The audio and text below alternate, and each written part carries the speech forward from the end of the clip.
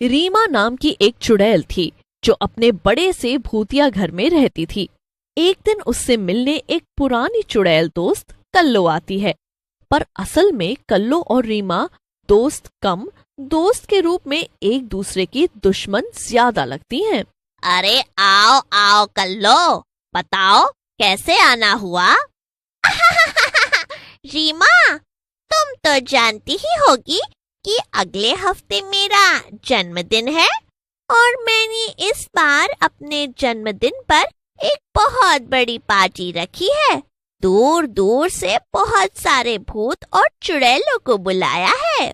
अरे वाह, ये तो बड़ी अच्छी बात है कल्लो। चलो कम से कम नाम न सही, काम तो अच्छा ही कर रही हो तुम भी अच्छा मजाक कर लेती हो।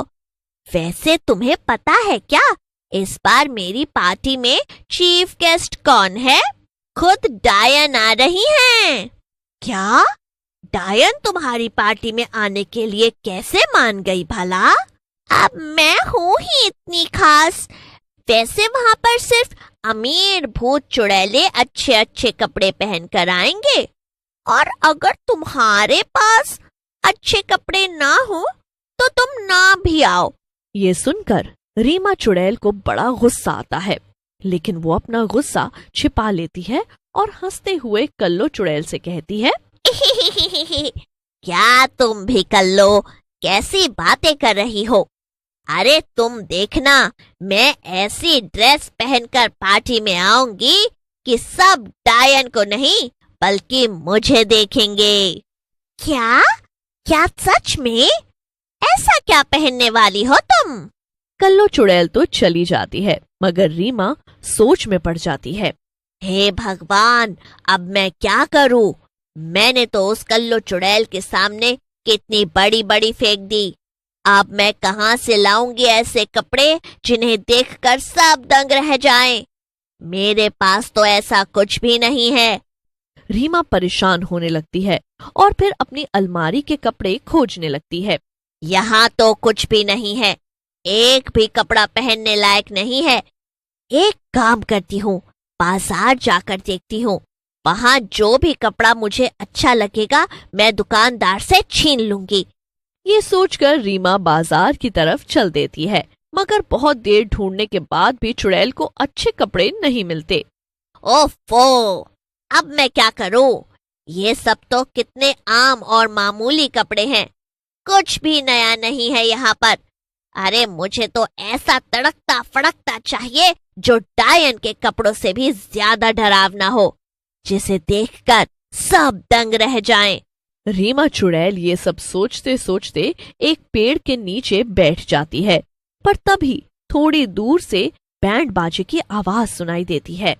अरे ये शोर कैसा?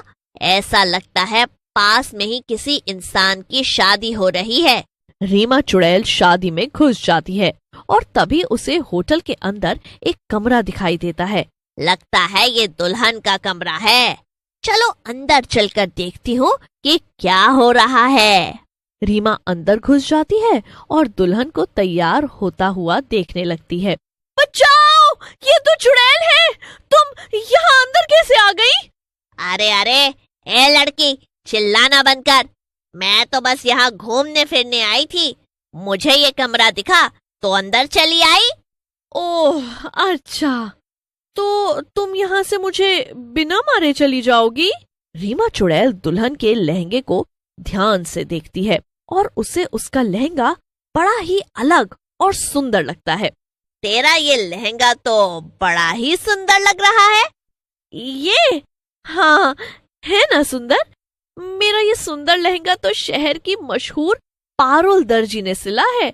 अरे तुम जानती हो, पारुल दर्जी जैसे चाहो वैसे कपड़े सिल देती है। क्या? सच में? तो क्या मुझे जैसे कपड़े चाहिए होंगे वो ठीक वैसे ही सिल देगी? हाँ हाँ, क्यों नहीं, मगर वो इतनी आसानी से किसी के लिए कपड़े नहीं सिलती, वो बहुत सारे पैसे। वो सब तो मैं देख लूंगी, तू बस मुझे जल्दी से उस पारुल दर्जी का पता बता। दुल्हन चुड़ैल को पता बता देती है और रीमा चुड़ैल उसी टाइम उस पते पर चले जाती है। रीमा देखती है कि उस दर्जी पारुल का घर बहुत ही बड़ा और आलीशान था। अरे अरे, इस पारुल दर्जी का घर तो कितना बड़ा है।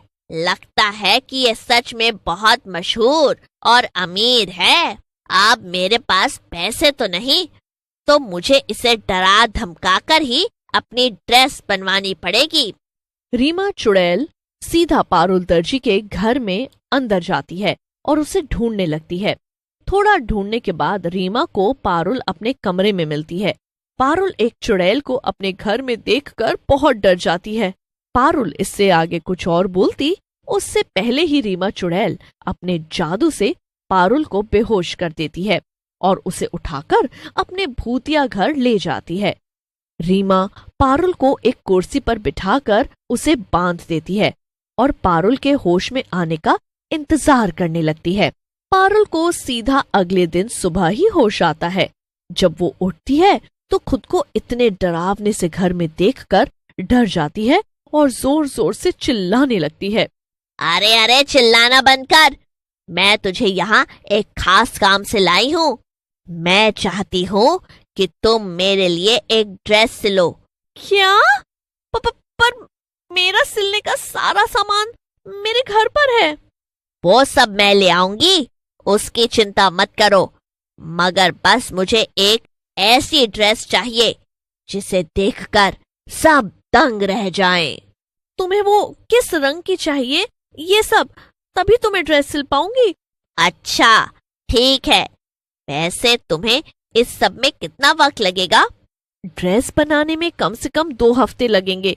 इससे पहले कि पारुल कुछ कह पाती, रीमा को गुस्सा आ जाता है और वो डरावनी आवाज में पारुल से कहती है, ए लड़की, तूने सुना नहीं क्या ठीक से? मुझे 3 दिन में मेरे कपड़े चाहिए, मतलब चाहिए। ये सुनकर पारुल बहुत डर जाती है और चुड़ैल से कहती है, अच्छा ठीक है, मैं सब बना दूंगी, लेकिन फिर मैं तुम्हें जो जो चीज बताऊंगी तुम्हें तुरंत जाकर बाजार से लाना पड़ेगा। रीमा चुड़ैल से ये सुनकर खुश हो जाती है। फिर क्या था, रीमा चुड़ैल और पारुल मिलकर ड्रेस बनाने के काम में लग जाते हैं। ऐसे ही 3 दिन बीत जाते हैं। आखिरकार रीमा चुड़ैल की ड्रेस बनकर तैयार हो जाती है। वो ड्रेस गहरे लाल रंग की थी और उसके ऊपर सारे छोटे छोटे कंकाल लटके हुए थे। ये लो, आखिरकार ये ड्रेस बनकर तैयार हो गई। एक बार तुम इसे पहनकर तो देख लो। हाँ, अभी पहनकर आती हूँ मैं। रीमा चुड़ैल ड्रेस पहनकर आती है। ड्रेस रीमा को वाकई में बहुत ज्यादा पसंद आती है। वो पारुल से कहती है, वाह वाह, ये ड्रेस तो मुझ पर बहुत अच्छी लग रही है। इसे पहनकर पार्टी में जाऊंगी तो बस मेरे ही चर्चे होंगे। ये तो बहुत अच्छी बात है। तो क्या अब मैं जा सकती हूँ? हाँ बिल्कुल। वैसे क्या तुम मुझे ये ड्रेस सिलने के लिए पैसे नहीं दोगी?